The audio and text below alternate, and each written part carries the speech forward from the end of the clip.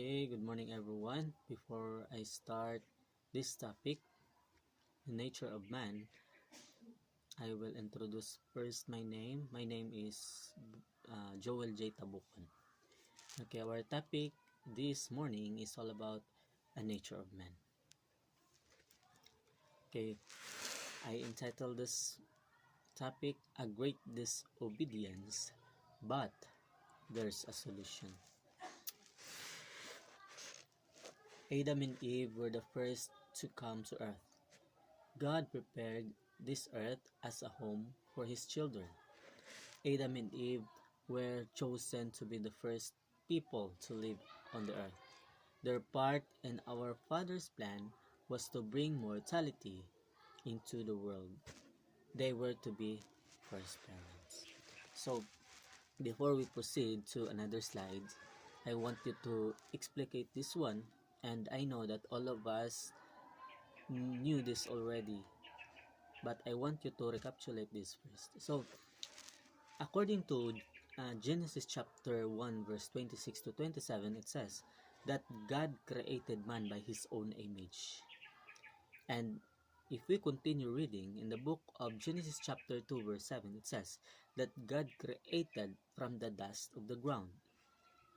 So, it means we are created by the image of God, and we are created from the dust of the ground, because we have our text that can be found in the book of Genesis chapter 2 verse 7.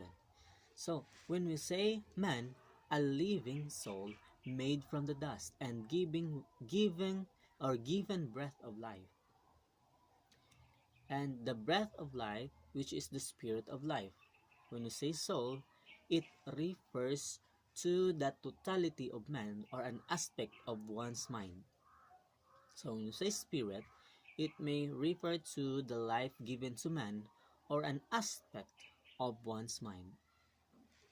So a mankind generally described as body and spirit or body and soul, according to Matthew chapter 10 verse 28. So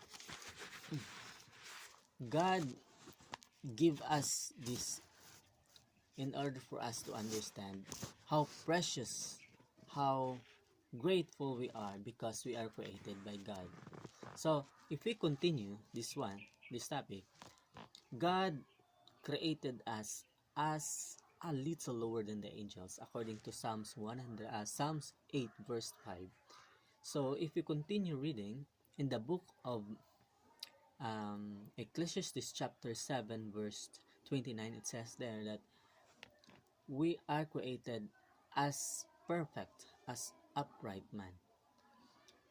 And because we are created by God as perfect human being, God wanted us to what? To reflect his character to each one of us. So, God created us perfect, very good, according to Genesis chapter 1 verse 31. He made by love. Ginawa po tayo ng Panginoon na may pagmamahal. So,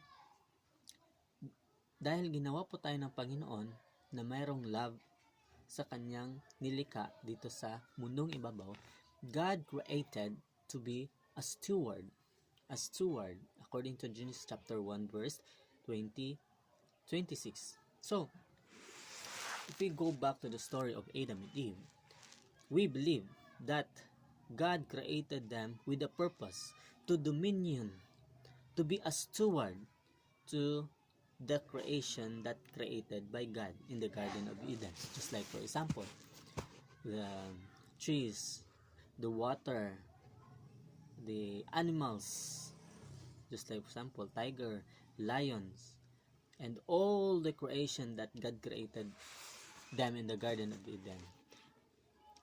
Adam and Eve was the first parent who dominion all over that place, which was Garden of Eden. So, Adam and Eve made to follow God's example, and also for us. God created us as what? To follow his example for us. And also, Adam and Eve. According to Exodus chapter 20 verse 8 to 11, it says that remember the Sabbath day to keep it holy.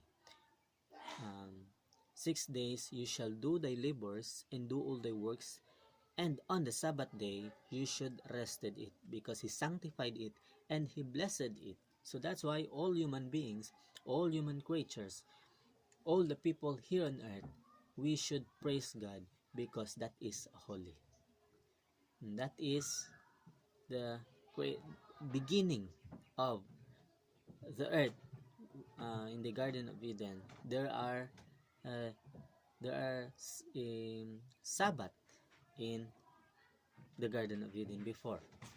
So it is very blatant, or it is very obvious that we should inculcate the word or the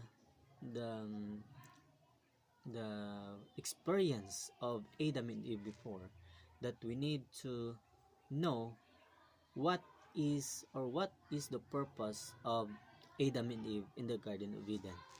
And because of that, my dear students, especially to our teacher, Pastor Nico, reminds us that God is very good for them. And as we all know, as we continue this study, God commanded them to have children.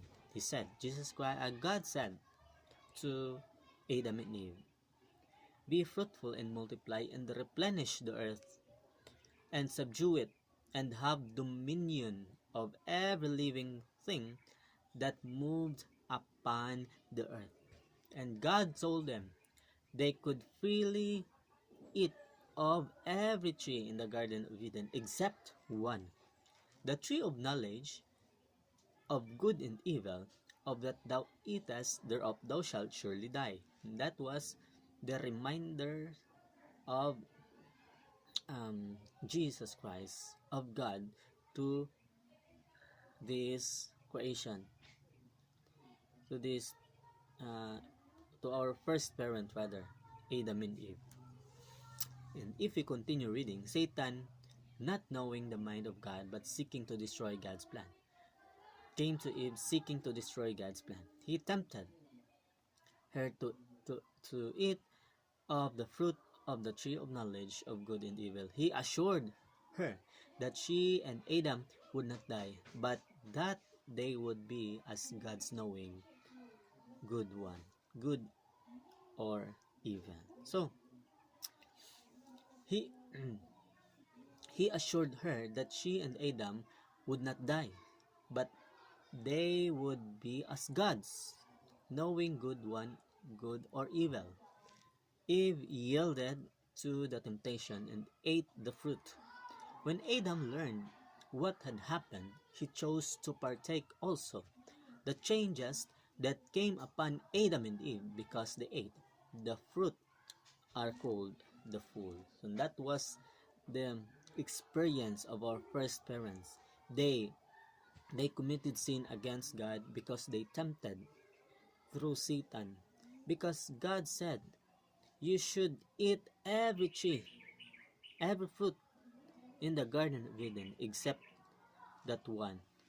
But because of their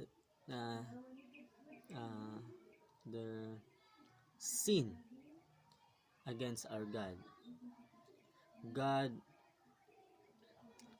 was sad because of what was happening before. This scripture says that God was reconciling to himself all things through Jesus by restoring our right relationship to God. Jesus also opened the door for us to live in right relationship with each other, creation, and ourselves. So, the great solution in order for us to restore the image of God that Adam and Eve was, what we call this, that Adam and Eve was distracted was he sent Jesus as a solution to the world's problem. He came to restore peace by reconciling all of creation to God.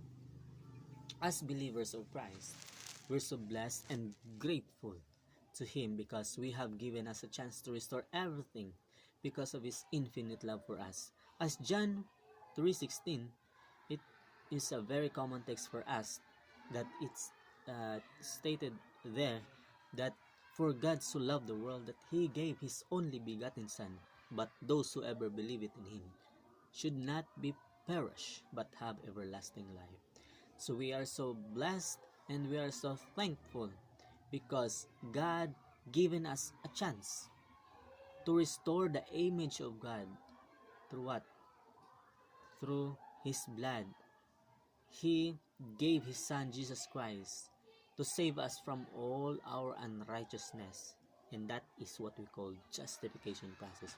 We should continue our salvation through what? Through sanctification process. And when Jesus will come here on earth, we should glorify Him through glorification process. So, even Adam and Eve was fall in the Garden of Eden, committed sin against God, but there's a great solution as what our first slide stated there, that there's, even though there's a sin against, there's a what we call this, there's a great destruction in the Garden of Eden before, but there's a solution because Jesus Christ sent His Son in order for us to be saved.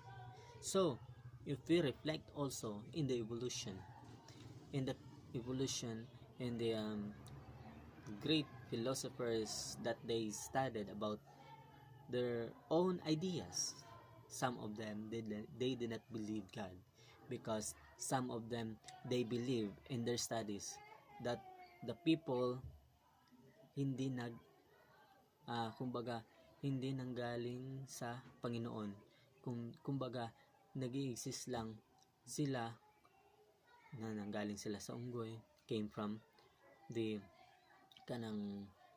nanggaling sa unggoy. Pero if we study the Bible in Genesis, we are created by God through the dust because of His great love for us. So, pwede namang gumawa ang Panginoon ng bagong Adam and Eve. And because of His love for us, 1 John 4:8, God is love. Hindi na niya ginawa na maggawa pa ulit ng tao. Dahil love niya nga yung tao. All of us, even though how sinners we are, even though how wicked we are, because of His love, we are still here.